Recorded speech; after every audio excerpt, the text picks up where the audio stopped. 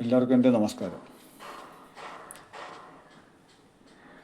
ഉക്രൈൻ്റെ ഭരണാധികാരിയായ സെലൻസ്കി എങ്ങനെയാണ് ഉക്രൈൻ്റെ പ്രസിഡൻ്റായി തീർന്നത്? അതായത് സോവിയറ്റ് യൂണിയനിൽ നിന്നും വിഭജിച്ച ഉക്രൈൻ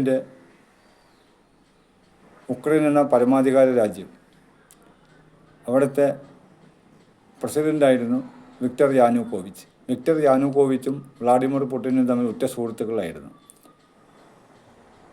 വിക്ടർ യാനുകോവിച്ച് തന്ത്രശാലിയായൊരു ഭരണാധികാരിയായിരുന്നു. അതുകൊണ്ട് അദ്ദേഹത്തിന് റഷ്യയെയും യൂറോപ്പിനെയും ഒരേ സമയം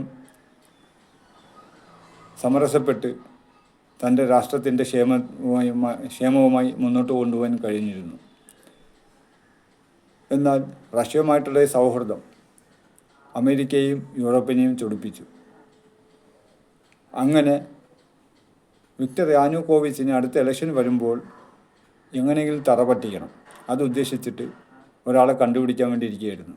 അങ്ങനെ ഇരിക്കുമ്പോഴാണ് അമേരിക്കയും റഷ്യയും കൂടി ആലോചിച്ചത്, ഉക്രൈനിലെ ഏറ്റവും വലിയൊരു കൊമേഡിയനായി മാറിയിരിക്കുന്നതാണല്ലോ വ്ളാഡിമിർ സെലൻസ്കി എന്ന്. അത് മനസ്സിലാക്കി നമ്മുടെ കേരളത്തിൽ പ്രമുഖമായ ചില ഉൽപ്പന്നങ്ങൾ എല്ലായിടത്തും കാണുമല്ലോ, എല്ലാ വീടുകളിലും കാണുമല്ലോ. അതുപോലെ ഉക്രൈനിലെ എല്ലാ വീടുകളിലും കണ്ടുകൊണ്ടിരുന്ന ഒരു കൊമേഡിയനായിരുന്നു വ്ളാഡിമിർ സെലൻസ്കി. അത്രത്തോളം പോപ്പുലാരിറ്റി ഉള്ള വ്യക്തിയായി തീർന്നു. എന്നാൽ ഇദ്ദേഹത്തെ ഇത്തിരി രാഷ്ട്രീയമെല്ലാം പഠിപ്പിച്ച് നമുക്ക് അടുത്ത ഇലക്ഷനിൽ യാനുകോവിച്ചിനെതിരെ നിർത്തിയാൽ തീർച്ചയായിട്ടും വ്ളാഡിമിർ സെലൻസ്കി തന്നെ ജയിക്കും എന്ന് മനസ്സിലാക്കിയ അമേരിക്കയും യൂറോപ്പും രണ്ടും കൽപ്പിച്ച് ഇദ്ദേഹത്തെ തന്നെ സ്ഥാനാർത്ഥിയായി നിർത്തുകയും പൊതു തിരഞ്ഞെടുപ്പിൽ വിക്ടർ യാനുകോവിച്ചിനെ വളരെ പിന്നിലാക്കി അസൂയാവഹമായ ജയം നേടുകയും ചെയ്തു. അങ്ങനെ ഉക്രൈൻ്റെ ഭരണാധികാരിയായി തീർന്ന വ്ളാഡിമിർ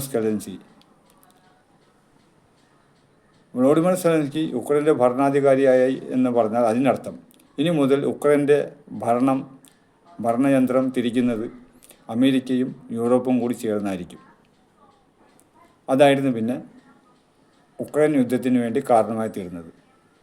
ഉക്രൈൻ്റെ അപക്വമായ സമീപനം കൊണ്ട് മാത്രമാണ് വ്ളാഡിമിർ പുടിൻ ഉക്രൈനിൽ കയറി ആക്രമണം നടത്താൻ കാരണം. നന്ദി.